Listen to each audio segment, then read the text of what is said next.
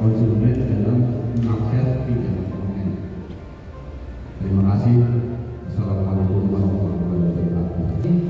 Bapak Ibu saudara yang saya hormati, pertanyaan sudah itu kan dulu.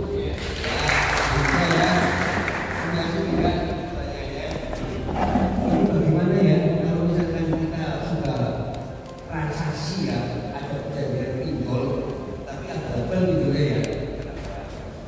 Bagaimana yang kita lakukan membuat saat itu? Tentu saja seperti dikatakan Pak Fikri tadi mengatakan hati-hati dalam memilih pinjol. Selektiflah, jangan asal nafsu ya. Karena menawarkan ini juga sudah oke, karena juga oke.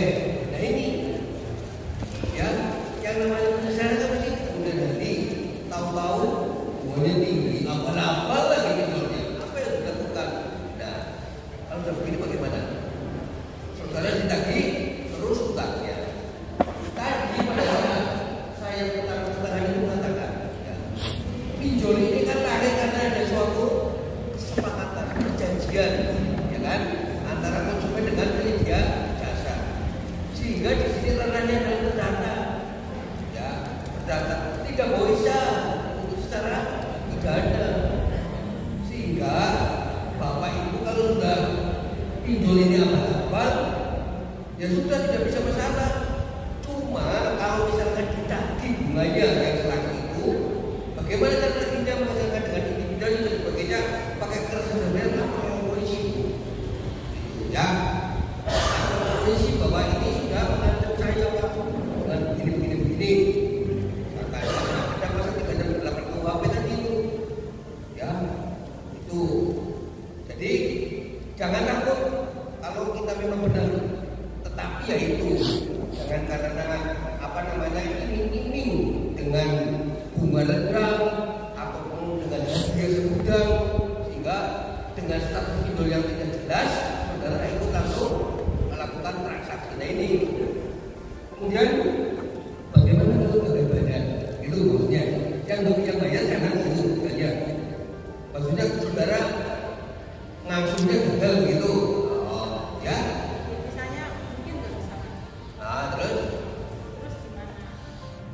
Nah, ini kan ada suatu menjadi karena kita nggak bisa bayar, ya. Ya. Ini kan sudah saya terangkan tadi ya. Ranahnya ini kan perdata, karena lainnya perjanjian antara saudara dengan penyedia jasa itu. Ya, dan jasa perdata itu tuh. Ketika sampai saudara bisa membayar. Kalau untuk membayar bagaimana urusan pengadilan ya, ranahnya ini perdata Bu, karena ini pinjaman online ya. Jadi you oke, tapi oke ya, tanda tangan itu aja. Kalau tidak ada sanksi pidananya, kecuali kalau misalkan tadi itu yang nagih itu dengan kekerasan atau ancaman kekerasan, itu sudah masuk karena pidana, apapun data-data pribadi saudara diambil oleh orang lain kemudian disalahgunakan, itu ada undang-undang ini. Informasi teknologi elektronik ini, kena ini, saudara lakukan saja, kena itu. Jadi itu barangkali bisa disampaikan, nanti disampaikan dengan saya. Kemudian Pak Ridwan Guru, ya, ini mohon maaf Pak, pertanyaannya sekali lagi bagaimana?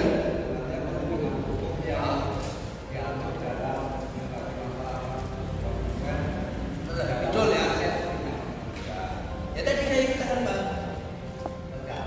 Iya, sampai sekarang kan masih lemah Pak, tindakan hukumnya. Karena apa? Ranahnya hanya sanksinya administratif.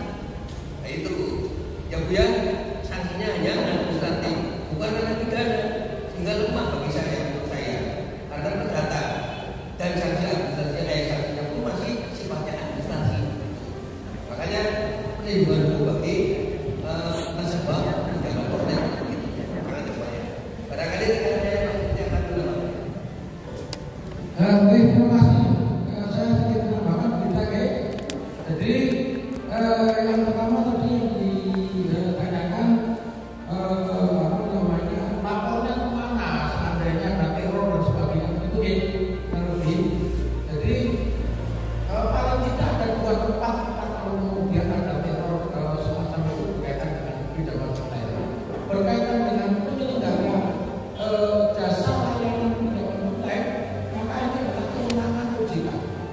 Ibu yang pertama berkaitan dengan penyelenggaraan pinjaman bisa lapor ke OJK.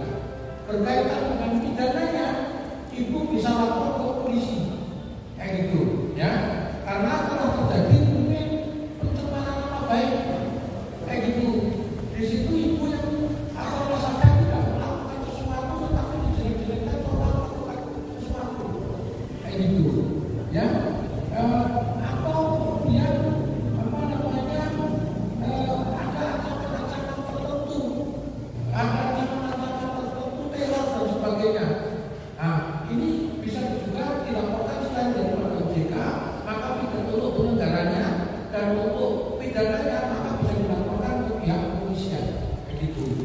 Ini ya, yang berkaitan dengan pertanyaan yang pertama. Kemudian bagaimana kalau kemudian terjadi gagal bayar? Tadi sudah disampaikan oleh Pak Tresno bahwa pinjam itu kaitannya hanya masuk di dalam ranah perdata.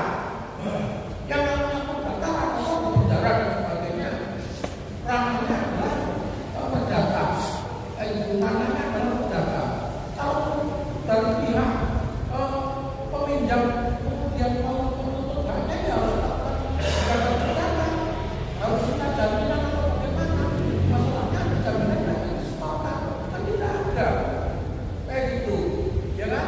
Masalahnya itu cuma Bapak Ibu, bukan berarti kemudian meminjam online itu kemudian anggus-anggus pendelek konten. Ada istilah BI checking, ada istilah sistem pelayanan kredit SPTK kalau nggak salah. Kalau seseorang kemudian ada pinjaman online yang resmi kemudian tidak melakukan pembayaran, maka akan tercatat di dalam BI checking. Sehingga kalau kemudian mau mengajukan kredit di bank lain, mau kredit motor, mau kredit ke FPM, mau kredit motor yang mana dan sebagainya, ini bisa ditolak. Karena kewajiban-kewajiban yang harusnya pernah dilunasi ternyata tidak dilunasi. Ada monitornya ini, kayak gitu. Bukan berarti kemudian orang bayar perdata, orang bayar bukan perdata, alah gampang orang bukan perdata, bukan berarti kayak gitu. Tetapi ada istilah BI checking, kayak gitu, BI checking, kayak gitu yang apa namanya akan menjadi catatan kita, nama baik kita, sejarah kita, apakah kita apa namanya melaksanakan kewajiban pinjaman itu dengan baik atau tidak. Kalau tidak, resikonya semacam itu, ya.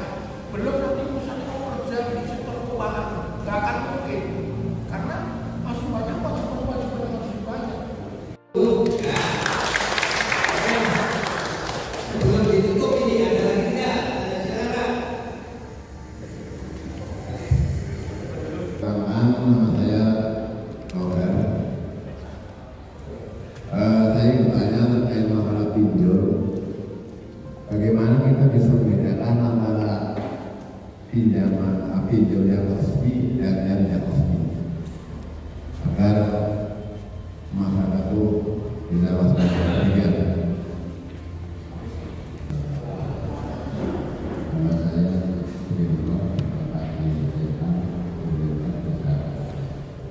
Jadi kami menjelaskan karena memang aturannya sudah tahunya jadi juga dalam masyarakat itu bisa mengajukan. Jadi kalau ada kesalahan yang ingin kami apakah dasar hukum mengenai konsumen, terus apakah ada pendamping hukum selain tidak diketahui supaya bisa melindungi dari proses selaku manusia narkoba. Saya tidak tahu persis, tapi kenapa Mas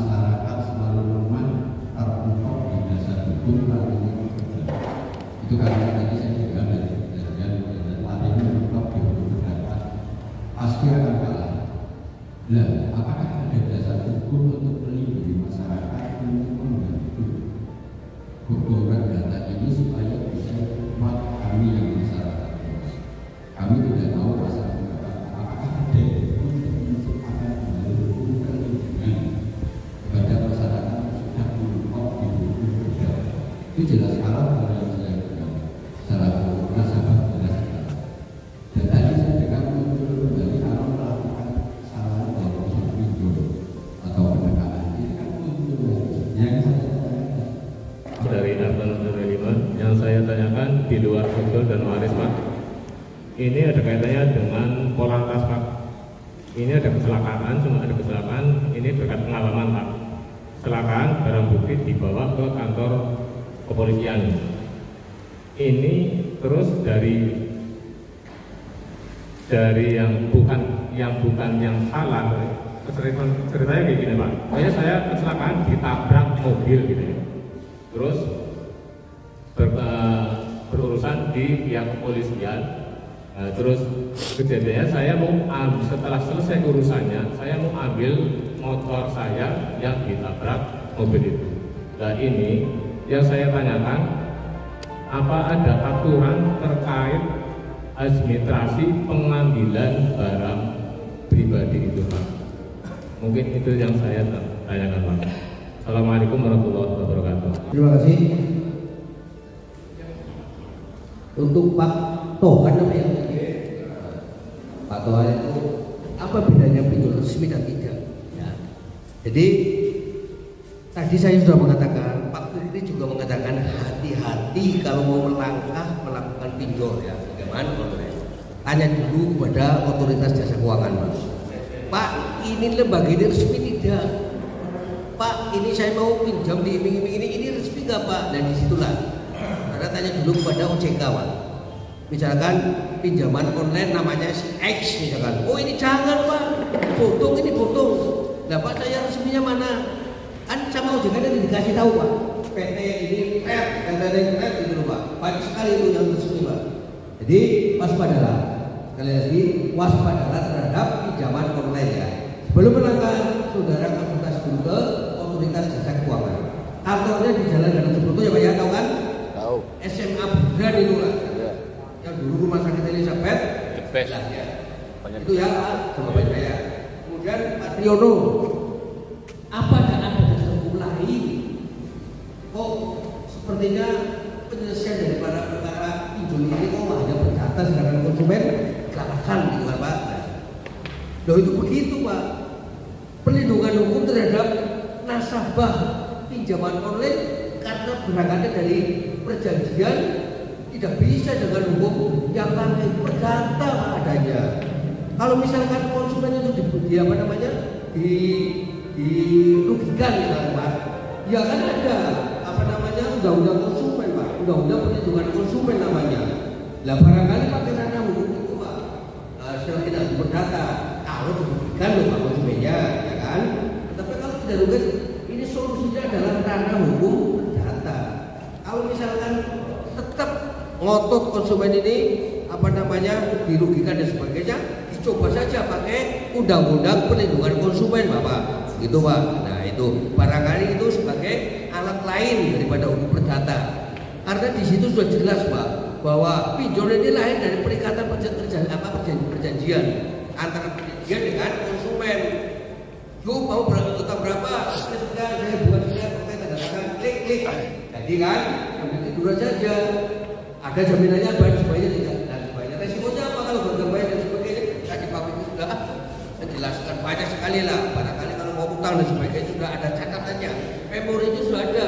Di CCTV itu sudah ada rekamannya. Nah, tapi kalau memang perdata itu tidak ada solusinya, pakai jalur undang-undang konsumen. Nah itu. Kemudian Pak Narto ada kasus kecelakaan lalu lintas misalkan, dia ditabrak, ya mau mengambil barang bukti. Nah apakah ada peraturan tentang biaya administrasi begitu maksudnya? Tidak ada Pak. Barang bukti yang diambil haknya ya tidak ada. Barangkali barang buktinya belum disidangkan Pak, belum putus dan sebagainya. Biasanya kalau barang bukti diambil itu nanti setelah ikrah, setelah putus, setelah ada putusan pengadilan yang telah mempunyai hukum tetap. Nanti yang melaksanakan eksekusi kan jaksa, menurut KUHAP, menurut undang-undang kan jaksa. Jaksa akan mengembalikan, dipanggil si X ini motornya kamu sudah dipakai lagi pembuktian, tolong ke kantor mengambil ya. Tidak ada duit Pak untuk mengambilnya. Nah, kayak titip itu laporkan kalau tidak apa, kalau misalnya diminta uang. Transparansi Pak, ya tidak ada itu.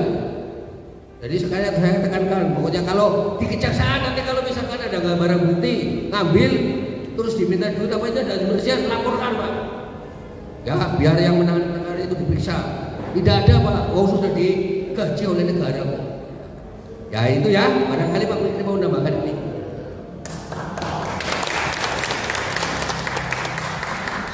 Oke, terima kasih. Masih semangat ya Pak ya? Saya menambahkan berkaitan dengan pertanyaan Pak Toha. Apa bedanya, bagaimana kita membedakan antara pinjaman online dan pinjaman online yang legal dan yang ilegal? Ya. Yang pertama ya jelas, kalau yang legal ada izinnya dari OJK. Yang tidak, yang non ilegal, yang ilegal berarti tidak ada izinnya dari OJK. Caranya kita harus cek OJK, itu kan yang pertama. Yang kedua, ada beberapa ciri-ciri tertentu kalau saya baca di media itu Bapak. Ya saya sendiri tidak ngerti persis, tapi paling tidak ada ciri-ciri tertentu ketika pinjaman online ini legal atau ilegal.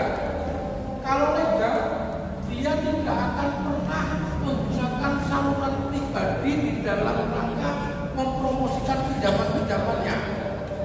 Itu tidak melalui WA langsung, tidak melalui SMS atau apa, yang melalui aplikasi melalui iklan. Gitu.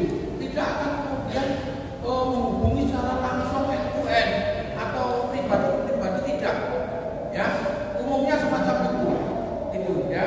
Itu salah satu apa namanya ciri-ciri daripada pinjaman online yang legal dan ilegal.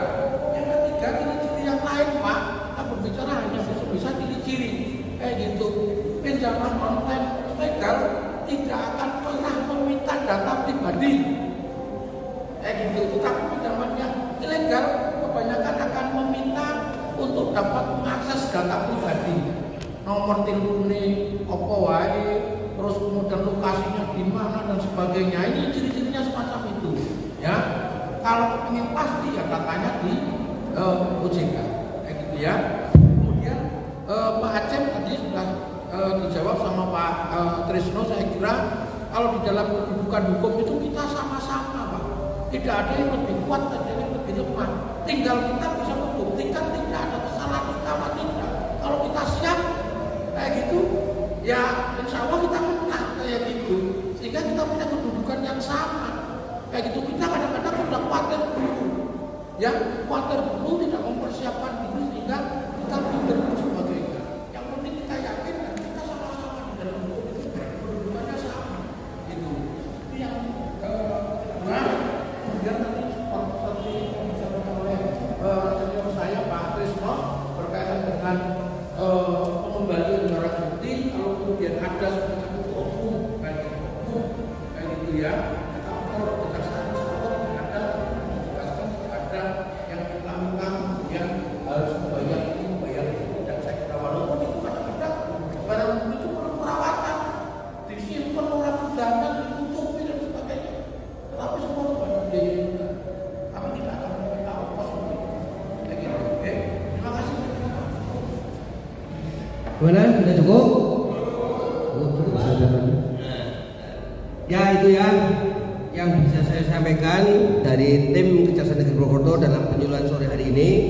Kami pribadi dan atas nama institusi mengucapkan banyak terima kasih. Semoga apa yang saya sampaikan bermanfaat bagi warga mana ini Putrasari ya. Jadi satu lagi katanya ini masih bisa ya. Perkenalan Pak, nama saya Imanuddin Pak. Saya dari pendamping Pak. Di sini alhamdulillah sangat-sangat terima kasih Pak Camat karena hadir. Begini Pak, ini yang permasalahan sering kami hadapi karena kami 24 kotak-kotak di desa. Ini kaitannya dengan tanah Pak, tanah warga yang dihibahkan atau diberikan dipakai untuk umum itu secara ke desa. Ini yang sering kami sering dikonsultasikan oleh para perangkat kepala desa, itu pembicaraan. Nah, yang saya lakukan adalah sebatas saya edukasi ada sebuah surat pernyataan dari si pemilik itu ke desa. Yang kedua, yang saya khawatirkan itu adalah apakah pernyataan itu sudah diakui secara hukum? Karena kan orang itu kalau mengatakan itu legal kan kalau ada materi 6.000 atau 10.000 itu, padahal itu sebetulnya menurut saya itu kan nggak harus seperti itu, Pak. Nggak harus ada materi. Nah, berikutnya adalah karena ini berkaitan dengan waris sih, Pak. Kok suatu saat tiba-tiba tanahnya itu diklaim oleh warisnya, akhirnya tadinya mikir buat jalannya itu jadi hilang gitu. Nah, padahal di situ ada beban belanja desa dari APBD, sekarang pertanggungjawaban tiba-tiba mungkin orang atau kejaksaan turun, loh ini kok jalannya tuh menyempit gitu, padahal dulu pengukurannya segini gitu. Itu Pak, mohon kami pencerahannya baik oleh dari kejaksaan ataupun dari Mahkamah, karena itulah fenomena yang sering kita hadapi dan kita lakukan para pengamat. Terima kasih Pak. Assalamualaikum warahmatullahi wabarakatuh.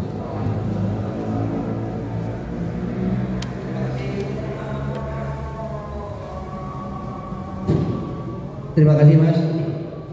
Jadi pada hemat kami itu rasa sosialnya sangat tinggi sekali ya. Saya senang itu. Warga yang dengan sukarela menyumbangkan tanahnya untuk kepentingan bersama masyarakat kan maksudnya warga yang punya tanah disumbangkan kepada masyarakat gitu kan untuk pelebaran jalan begitu maksudnya. Nah, ya caranya begitu Pak. Warga ini sendiri yang punya tanah dengan keluarga atau yang mempunyai ahli waris semuanya itu maju ke kepala desanya Pak, membuat suatu pernyataan bahwa tanah ini sebagian untuk kepentingan umum Pak. Ya, bikinkan surat pernyataan itu. Kemudian kalau ada sertifikatnya, dirubah sertifikatnya itu. Nah, kan sudah ada, masing-masing mereka mengetahui, ya kan?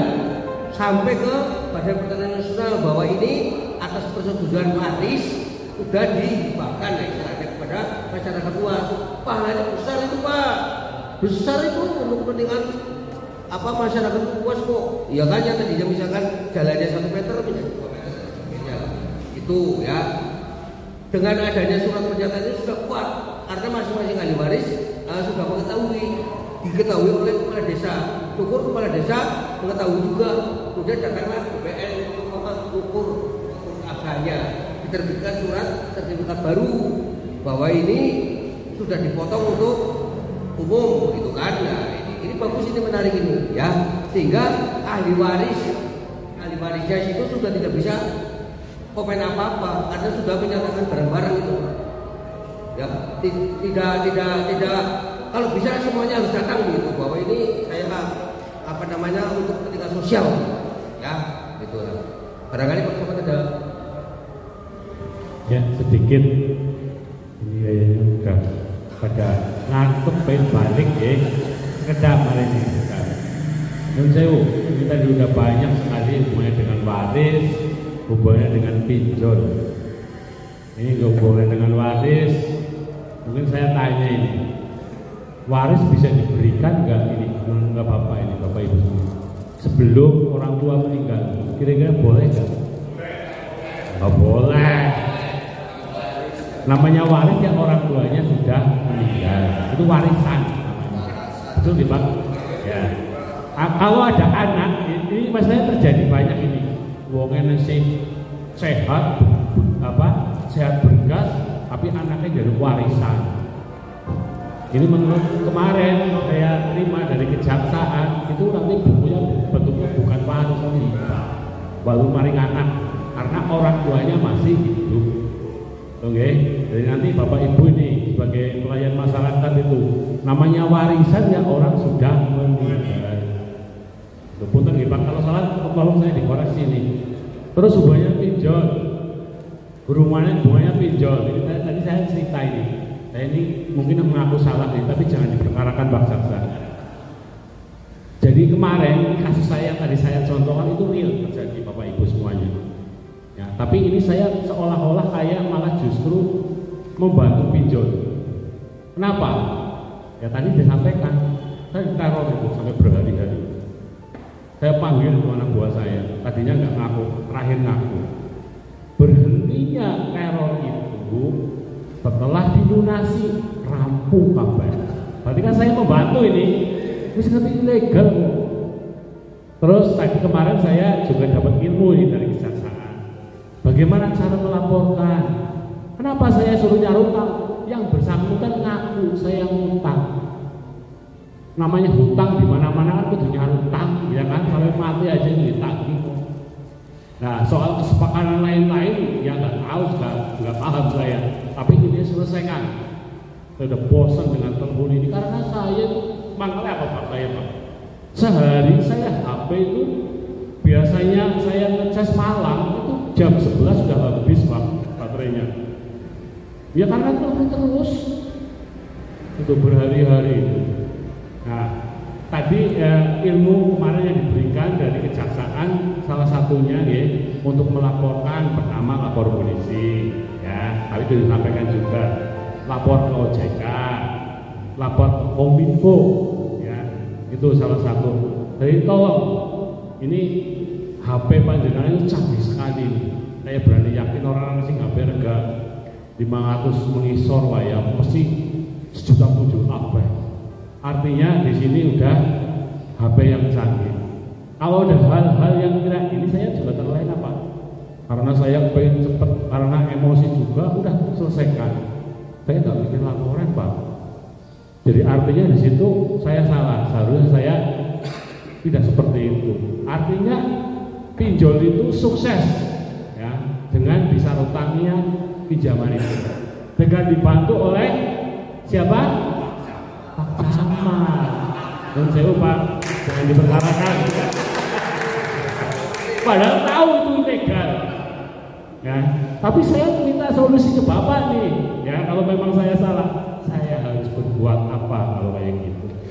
Laporan, saya akan diteror terus ini.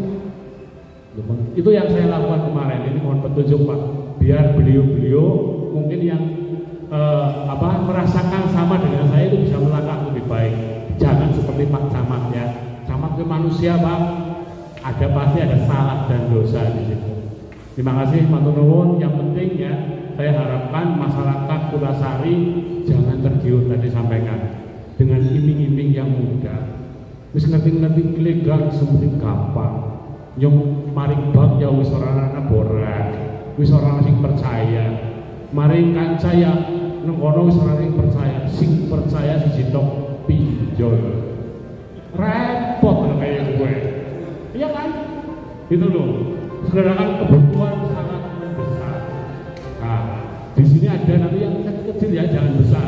Ada orang baik yang tidak, orang baik dan tidak sombong. Pak Kades, utangi marang Pak Kades. Ya, tapi jadi gede ya Pak Kades ya. Mungkin itu sedikit dari saya. Matur nuwun Pak.